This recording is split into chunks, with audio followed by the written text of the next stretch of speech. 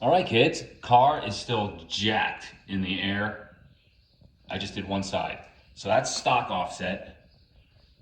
If it wasn't for this really awesome centimeter thick tire lip protector built into these Pirellis, it would look, much more traditional where the tire would only go to the lip instead of sticking out a full centimeter more, which is cool. Okay, so try to get that out of your mind. Look more so at the rim. Okay, it's way in there, if I can get a good angle. I mean, it's in there. It doesn't suck, but that lip really helps on the rubber of the tire. Anyway, it's fucking in there though. And then from the back, yes, that reflection is insane. Okay, and from the back, kind of get a better aspect of it.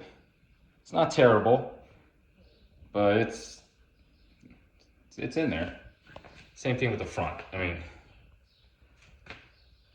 first world problems, sure. Gloss is insane, obviously, but it's in there. So again, I just took it off the jack, so the suspension's jacked. Get it? But yeah, dude, it's flush. It's absolutely flush with the tippy top of the fender flare.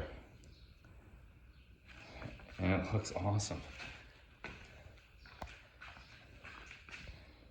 I mean, yeah, it's so cool.